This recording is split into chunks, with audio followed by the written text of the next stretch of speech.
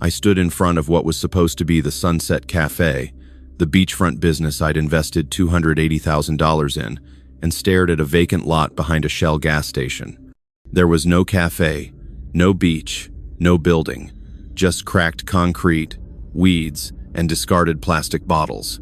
My hands trembled as I pulled out the photos May had sent me over the months, pictures of a charming cafe with wooden tables, colorful umbrellas, ocean views. I looked at the vacant lot again, then at the photos. They weren't the same place. They'd never been the same place. I tried calling May for the 63rd time that week. The number was no longer in service. I checked my Thai bank account on my phone, the one May had helped me open, the one I'd trusted her to manage. 0 baht. Everything was gone. I was 66 years old, standing in a dusty lot in Hua Hin, Thailand, and I just realized I'd lost everything. Not just my savings, $380,000 earned over 40 years of working double shifts as an aircraft mechanic. Not just the cafe that was supposed to give me purpose in retirement. I'd lost my dignity, my judgment, my reason for believing life could still be good. But to understand how I got here, how a careful, cautious man like me could make such catastrophic mistakes, I need to go back 18 months to a gray February day in San Diego when I was sitting in my empty house, scrolling through Facebook, looking for something I couldn't even name. If you've been enjoying the stories I create, please consider hitting the subscribe button. Your support is crucial for the growth of this channel and helps me dedicate time to making these videos despite my commitment to a full-time job. Thank you for being here. My wife Linda died on a Tuesday in November, 3 years before I ever heard the name Palin. She'd been sick for 2 years, breast cancer that spread despite the treatments. I'd held her hand in the hospice, watched her slip away, and when she was gone, I felt like half of myself disappeared with her. We'd been married 38 years. No children, Linda couldn't have them, which broke her heart when we were younger, though we eventually made peace with it being just the two of us. She was my best friend, my everything. After she died, the house in San Diego became unbearably quiet. I kept working at the aerospace company where I'd been an aircraft mechanic for 42 years. The work was familiar, the routine comforting, but at 65, my body was telling me it was time to stop. My knees hurt constantly, my back ached after long shifts, and I was just tired of climbing into wheel wells, tired of the noise, tired of pretending I wasn't lonely. I retired in January 2024 with a pension of $2,200 a month and savings of about $380,000. Linda and I had lived frugally, saved diligently, planned for a retirement we'd never get to share. The house was paid off, but it was full of memories that hurt to look at. Linda's coffee mug still in the cabinet, her reading glasses on the nightstand, the garden she'd loved that I couldn't maintain. I had a few friends from work, but they were all busy with their own grandchildren, their own lives. My brother lived in Ohio and we talked maybe twice a year. I was lonely in a way that felt like drowning, gasping for air in a house full of silence. In February, I started researching retiring abroad. I'd seen articles about Americans living overseas, stretching their retirement dollars, finding new adventures. Thailand kept coming up: beautiful beaches, low cost of living, friendly people, good health care. Linda and I had always wanted to travel, but never had the money or time. Now I had some money and nothing but time. Maybe going to Thailand could be a way to honor the dreams we'd never fulfilled together. I joined a Facebook group called Americans Retiring to Thailand and spent hours reading posts. People shared photos of beaches, discussed visa requirements, compared costs. Some complained about scams and dishonest people, but most seemed happy with their choice. I posted a simple introduction. Hi everyone, I'm Doug, 66, recently retired aircraft mechanic from San Diego, thinking about moving to Hua Hin or Phuket. Any advice for a nervous first-timer? Within an hour, I had 23 comments. Most were welcoming, offering tips about visas and housing. But one comment stood out. Hi Doug, welcome to the group. I'm May. I live in Hua Hin and work as a travel agent. I help expats with housing, visas, everything. If you need help navigating Thailand, message me. Happy to help for free. I just like helping people. I clicked on May's profile. Her photos showed a pretty Thai woman, mid-20s, with a warm smile. Her profile said she was from Bangkok but lived in Hua Hin, worked in tourism, loved helping foreigners adjust to Thailand. Her page was full of pictures of beautiful beaches and temples, nothing that looked like the bar girl scene I'd read warnings about. I sent her a private message. "Thank you, May. I appreciate the offer. I'm planning to visit Thailand in April for a month to see if I like it enough to move permanently. Any advice?" She responded within minutes. And that's how it started, innocently, helpfully, with no hint of what was to come. Over the next 2 months, May and I messaged daily. At first it was all practical. She sent me information about retirement visas, recommended areas to live, explained Thai customs I should know. She answered every question patiently, never asked for money, never seemed pushy about anything. After 2 weeks, we moved to video calls on WhatsApp. May was even prettier in real time, with kind eyes and a genuine laugh. But what struck me most was how easy she was to talk to. She asked about my life, about Linda, about my work. She listened when I talked about feeling lost and lonely. "Many men your age come to Thailand feeling same way," May said during one call. "After wife die, after retire, they feel life is finished. But life not finished, Mr. Doug. Thailand can give you new start. Sunshine, friendly people, peaceful life. Please, just call me Doug," I said. "Mr. Doug makes me feel ancient." She laughed. "Okay, Doug, you not ancient. You just need new chapter in life." May told me about her own life. She was 27, had grown up in a poor family in Bangkok, worked hard to get educated, moved to Hua Hin to work in tourism. She lived simply, sent money home to help her mother, dreamed of someday having her own business. "I not like many Thai girls who work in bars," May emphasized. "I have real job. I study hard. I want build good life. Some Thai girls look for rich farang to take care of them, but I independent. I take care myself." That impressed me. She wasn't like the stereotypical Thai women I'd read warnings about. She was educated, employed, and explicitly stated she didn't want a man to support her. That made me trust her. In March, May helped me book a hotel in Hua Hin for my April visit. She also offered to help me open a Thai bank account remotely, which would make things easier when I arrived. "Many expat need Thai bank account for rent, for bills, for everything," May explained. "But hard to open from outside Thailand. I can help you. I have contacted bank who do it with your passport copy and some paperwork." I was hesitant about sending her my passport information, but May was patient. "I understand you cautious, Doug. That good. Many people get scam in Thailand, but I not scammer. I just want help you. If you not comfortable, we wait until you arrive." Her understanding of my caution actually made me more comfortable. A scammer would push, would rush. May gave me space and time. Eventually, I sent her the documents. A week later, she sent me photos of a new Thai bank account in my name at Kasikorn Bank, with account details and a temporary ATM card that would be waiting for me at the branch when I arrived. "You can deposit money when you come," May said, "or if you want deposit before, I can help arrange. But up to you, no pressure." I deposited $10,000 into the account before my trip to have funds available when I arrived. May sent me confirmation photos showing the deposit had gone through. When I finally arrived in Thailand in mid-April, May was waiting at the airport with a sign that said, "Welcome, Doug." She'd taken time off work to pick me up, to help me get settled.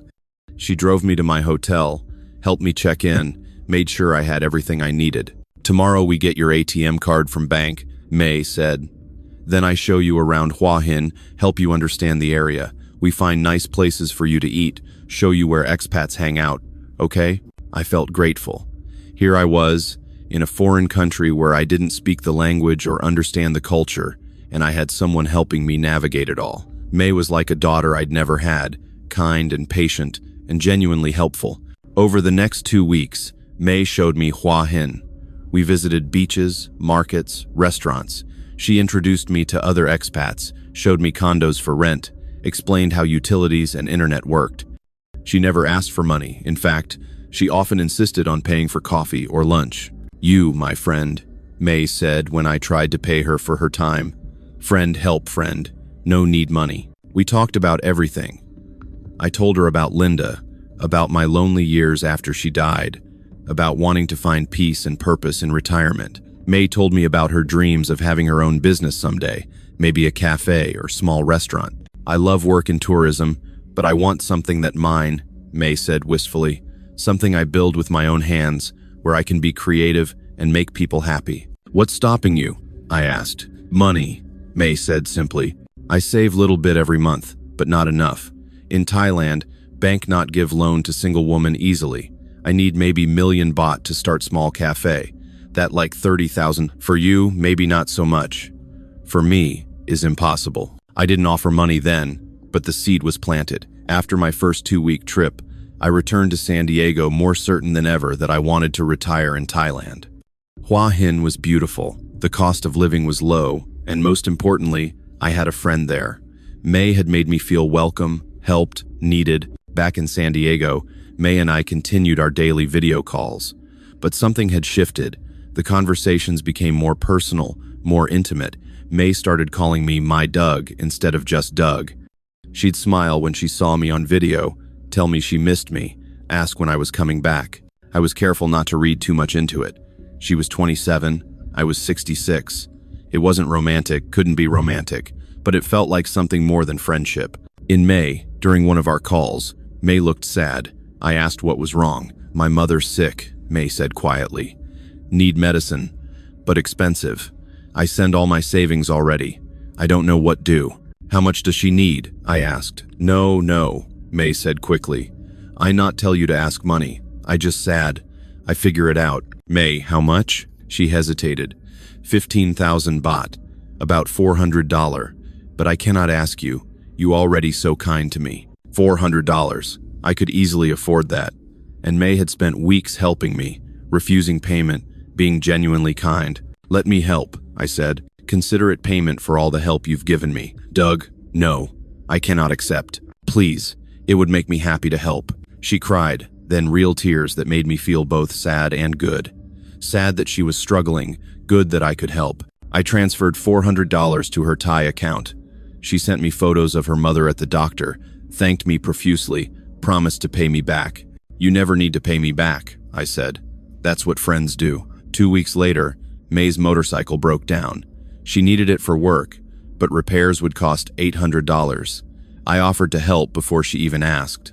I pay you back when I can, May insisted. Don't worry about it, I said. A pattern emerged. Every few weeks, some crisis would arise. Her landlord raised her rent unexpectedly. Her brother needed school fees. Her uncle's funeral required money she didn't have. Each time, the amount was modest, 500 here, 600 there. Each time, I helped willingly. By July, I'd sent May about $4,000. My friend Jerry, who still worked at the aerospace company, warned me when I mentioned it. Doug, be careful. That's classic romance scam stuff. Thai girl, older American man, constant money requests. It's not like that, I protested. May works, she's independent, these are real emergencies. And the amounts are small, I'm not buying her houses or cars. $4,000 isn't small, Jerry said. It is compared to what she's done for me. She's helped me plan my whole retirement. $4,000 is nothing. But I did become more cautious. I paid attention to whether May was manipulating me. She wasn't. She never asked for money directly. She seemed genuinely uncomfortable accepting help. She always tried to pay me back small amounts when she could. Everything felt legitimate. In August, I went back to Thailand for 3 weeks. May had helped me rent a furnished condo in Hua Hin for 30,000 baht a month, about $900. It was beautiful, with a balcony overlooking the sea, walking distance to the beach. May spent every evening with me after her work. We'd cook dinner together, watch the sunset, talk for hours. One evening, she took my hand, the first physical contact beyond friendly hugs. Doug, I need tell you something, May said nervously. Last few months, I developed feelings for you. More than friend feelings. I know you older, I know I, maybe too young for you, but age not matter to me. You good man, kind heart, you make me feel safe and happy. I was stunned. May, are you sure? I'm 66, you could have any young guy you wanted. I don't want young guy, May said firmly. Young Thai men not serious. They drink, they lazy, they cheat. You different, you respectful, hardworking, loyal. That what I want. I'd be lying if I said I didn't have feelings for her too. Over the months, May had become the center of my life. I thought about her constantly, smiled when she called, missed her when we weren't together. I have feelings for you too, I admitted. I've been afraid to say anything because of our age difference. Age just number, May said. Love is what matter. That night, May stayed at my condo. It felt natural, right? For the first time since Linda died, I felt like I had a future with someone, a reason to keep living. In September, back in San Diego, May and I were officially in a relationship. We video called twice daily, talked about our future together, planned for when I'd move to Thailand permanently in January. I selling house, I told May. Should get about $350,000 after paying off final expenses. With my savings, I'll have about $700,000 total. That's enough to live comfortably in Thailand and leave some for emergencies. May was thoughtful. Doug, I have idea. Instead of just living on savings, maybe we invest together in small business, like cafe I always dream about? I was intrigued. Tell me more. May explained that she'd found a perfect location for a cafe in Hua Hin, a small beachfront property that was available for lease. The owner wanted a long-term tenant who'd renovate and run a business there. Location perfect, May said excitedly. Right on beach. Lots of tourists walk by. I have experience in tourism. I know what tourists like. We serve breakfast, coffee, smoothies, light lunch. Simple menu, good quality. How much would it cost to start? I asked. May showed me a detailed breakdown she'd prepared. Lease deposit and first-year rent, $60,000. Renovations and furniture, $80,000. Equipment and initial inventory, $40,000. Operating capital for first 6 months, $20,000. Total, $200,000. But cafe will make money quick, May assured me. Good location like this, we make $3,000 to $4,000 profit per month.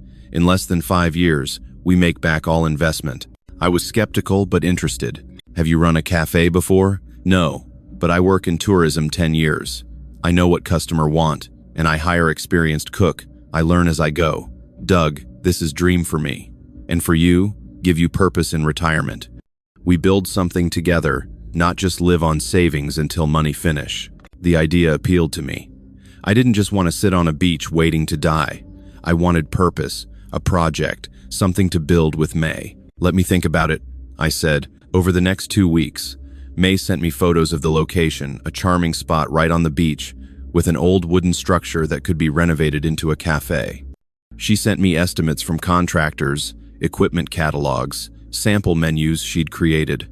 Everything looked professional and well-planned. She also introduced me via video call to her business partner, a Thai woman named Noi who supposedly had cafe experience and would help manage everything. Noi seemed knowledgeable, spoke decent English, and confirmed everything May had told me about costs and profitability. In October, I made my decision. I would invest $200,000 in the cafe. May and I would be partners. She'd manage daily operations while I'd provide the capital and help with strategy. But I want legal contracts, I insisted, to protect both of us. I want to make sure everything is documented properly. Of course, May agreed. I already talked to a lawyer. He prepared partnership contract, lease agreement, everything. All legal, all proper. You come in November, we sign papers together, then start renovation. I was excited. For the first time in years, I had something to look forward to. Not just a retirement, but a purpose. May and I would build this cafe together, would create something that would provide income and give us both fulfillment. My house sold in mid-October for $340,000. After closing costs and final expenses, I netted $315,000. Combined with my other savings, I had $695,000. I kept $495,000 in the US for safety and wired $200,000 to my Thai bank account to fund the cafe. May sent me confirmation that the money had arrived. She also sent me photos of the lawyer she'd met with, holding our contract documents. Everything looked legitimate. In November, I flew to Thailand planning to stay permanently. May picked me up at the airport, and we drove straight to what she said was the lawyer's office to sign the partnership documents. The office looked professional, glass doors, proper signage, several Thai staff members. A man who introduced himself as the lawyer, Kun Somchai, showed me a stack of documents in Thai and English. He explained each one: the partnership agreement naming May and me as equal partners, the lease agreement for the beachfront property, the business registration documents. Everything was in both Thai and English, with my name clearly visible. I signed multiple copies, which Kun Somchai stamped with official-looking seals. May and I both received complete sets of the signed documents. "Congratulations," Kun Sumchai said in accented English. "You are now legal business partners. The lease begins December 1st. Good luck with your cafe." I felt relieved and excited. Everything was proper and legal. We had official documents, government stamps, everything properly registered. May and I celebrated that night with dinner at a nice restaurant. "Now we start renovation," May said happily. "I already talked to contractors. They start next week. Everything will be beautiful, just like we dream." Over the next month, May sent me daily updates. Photos of workers demolishing the old structure, photos of new concrete being poured, photos of wooden beams being installed, photos of tiles being laid. Everything looked like genuine construction progress. I was living in my rented condo, helping May plan the cafe design, choosing paint colors and furniture styles. We decided on a name, Sunset Cafe. May had a local designer create a beautiful logo, a stylized sun setting over waves. I felt proud. This was our project, our future. By late December, May said renovations were almost complete. We needed to order furniture and equipment, which would cost another $50,000. I transferred the money without hesitation. In early January, May said we needed $30,000 more for the final touches: outdoor umbrellas, a nice sound system, decorative plants, a proper sign. Again, I transferred the funds. By mid-January, I'd sent a total of $280,000 to Thailand for the cafe. I had $415,000 left in my US accounts, still a comfortable cushion. May scheduled the grand opening for February 1st. She'd hired a cook and 2 servers, created a full menu, advertised on social media. I helped her create a Facebook page for Sunset Cafe, posted photos of the beautiful sunset view we'd have. 1 week before opening, May said she needed to go to Bangkok for a few days to finalize some business registrations and meet with suppliers. She seemed stressed but excited. "When I come back, everything be ready," May promised. We open cafe, start our new life together. She left on a Wednesday morning, kissing me goodbye at my condo. That was the last time I saw her. May didn't return from Bangkok as planned. On the day she was supposed to come back, she texted saying she needed 2 more days, then 3 more days, then a week. I tried calling. Her phone went to voicemail. I tried video calling on WhatsApp. It showed as online, but she never answered. I messaged online, Facebook, every platform we'd used. She read some of the messages but didn't respond. I started to worry. Had something happened to her? Was she hurt? Sick? After 10 days of silence, I decided to check on the cafe myself. May had shown me photos, but I'd never actually visited the property. She'd said we should wait until it was finished so I could see it in all its glory. I took a taxi to the address on our lease documents. The driver looked confused. "This address?" he asked, showing me his GPS. "Nothing there, just gas station." "No, there's a cafe under construction," I said. "Right on the beach." We drove to the location. It was exactly as the driver said, a Shell gas station, and behind it, a vacant lot with weeds and trash. No cafe, no construction, no sign of anything having been built. "This can't be right," I said, checking the address again. It matched exactly. I went into the gas station and showed the attendant photos May had sent of the construction. He shook his head. "No build here. This lot empty 5 years. Owner in Bangkok, not use it." My heart started racing. I pulled out my phone and looked at all the construction photos May had sent. I used Google reverse image search on several of them. They were stock photos from various cafe websites, showing different properties in different cities. With shaking hands, I opened my Thai banking app. My account showed a balance of 123 baht, about $3. Every major withdrawal had been marked as ATM withdrawal over the past 2 months, draining the account slowly enough not to trigger any alerts. I tried calling May again. The number was no longer in service. I went to the address where the lawyer's office was supposed to be. The building existed, but that suite number belonged to a dentist's office. There was no lawyer named Sumchai, no law firm, nothing. I went to the bank where I'd opened my account and asked to see the account history. The teller showed me that while I'd been making deposits, May, who was listed as an authorized user on the account, had been making steady withdrawals. "But I didn't authorize her for withdrawals," I protested. The manager came over. "Sir, according to our records, when the account was opened, you signed authorization for this person to conduct transactions. See, this is your signature." He showed me a form I'd supposedly signed. The signature looked like mine, but I didn't remember signing it. Then I realized May had handled all the paperwork when she opened the account for me remotely. She must have forged my signature authorizing herself to access the funds. I felt sick. I went to the tourist police in Hua Hin and filed a report. The officer, a Thai man who spoke decent English, listened to my story sympathetically. "How much money did you lose?" $280,000, I said, my voice breaking. The officer winced. "That is very large amount. But sir, I must tell you these cases are very difficult. You sent money voluntarily to your girlfriend. You signed documents giving her access to your account. Legally, this is considered a civil matter, not a criminal matter. But she lied. The cafe doesn't exist. She stole my money. Can you prove she intended to steal from the beginning? Or maybe she really planned to build cafe and then changed her mind?